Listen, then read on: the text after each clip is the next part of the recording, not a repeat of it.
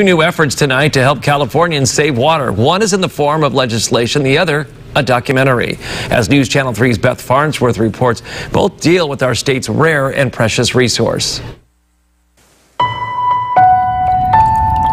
Steve Nicolaides says he's no water expert. He's just a 66-year-old grandfather witnessing what was once unthinkable, the West drying up, our glaciers, lakes, and rivers slowly dissipating. And I just really don't want to be on my deathbed saying goodbye to my two little granddaughters and say, I'm sorry, we had it all and we used it all up and there's nothing left. Not a single one of us can live without water. The Carpinteria filmmaker created Eyes on the Sky more than a year ago. And now, 4 years into a record drought, his documentary is gaining traction. I mean, I say in the movie, so who do you think should get the water? The mothers and fathers and kids in the cities, or the industries that employ them, or the farmers who make the food that feeds everybody? It's, you know, there's no simple answer. Nicolaides' film has had 8 community screenings, followed by town hall meetings about water. His next scheduled audience will be sanitation managers from throughout California, meeting next month in San Diego. We could live without a road, a freeway. We could live without electricity even, but nothing, not an animal, not a plant, not a human being can live without water.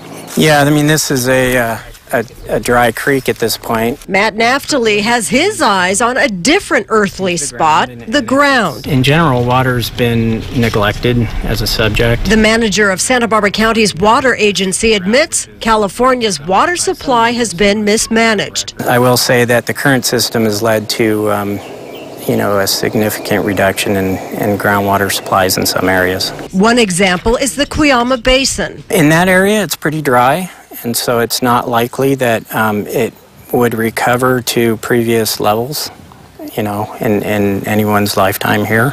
The hope is the Sustainable Groundwater Management Act, or SGMA, will put the Golden State back on the right path. Currently, we're doing a study of all potential water supplies into the future. The legislation puts control of groundwater supplies at the local level. The act ensures that water quality stays pure and levels don't drop significantly, among a host of other restrictions. Still, 7 months into the legislation, Santa Barbara County is still figuring out how to implement SGMA. It takes time, particularly for the state, to come out with guidelines. I think that what all of us have learned in the last 10 years watching all of our governments, from city to county to state to federal, is that they have a hard time getting anything done.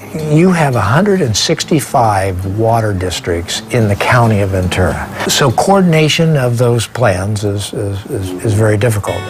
Simply put, there's too much demand and not enough supply. Nicolaides' film touches on spikes in record temperatures worldwide and spikes in population. He has 2 key messages for Californians: push for ways to reclaim water and don't count on another winter. I really believe, because of the warming of the earth, that we should stop using the word drought and we should start calling it the new normal.